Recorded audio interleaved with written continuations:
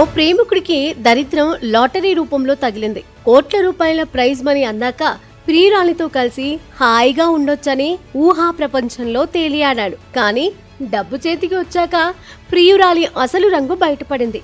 ఆ లాటరీ సొమ్ముతో సహా పరారై కొత్త ప్రియుడితో సెటిల్ అయింది.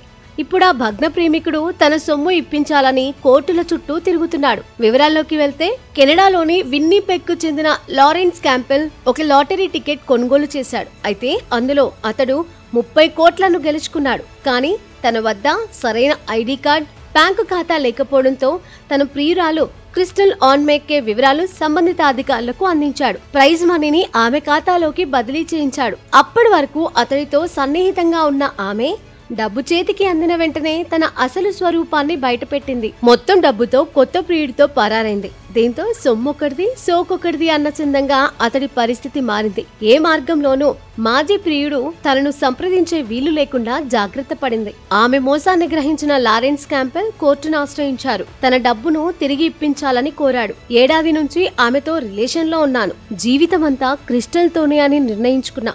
కొంతకాలంగా లాటరీ టికెట్ కొనాలని ఆమె నన్ను ప్రోత్సహించింది. అందులో విజేతగా గెలవడంతో ఆమెపై పూర్తి విశ్వాసం ఉంచి తన వివరాలు అధికారులకు ఇచ్చా. ఆ తర్వాత గత కొంతకాలం నాతో సన్నిహితంగానే ఉంది. ఒకరోజు హోటల్కి వెళ్ళగా బయటకు వెళ్లిన ఆమె మళ్లీ తిరిగి రాలేదు. డబ్బు చేతికి అందిన వెంటనే నన్ను వదిలి కొత్త ప్రియుడితో వెళ్లిపోయింది. ఎన్ని విధాలుగా ఆమెను సంప్రదించేందుకు ప్రయత్నించినా ఫలితం దక్కలేదు. దీంతో వేరే దారి లేక న్యాయస్థానాన్ని ఆశ్రయించా అని బాధితుడు ఆవేదన వ్యక్తం చేశాడు.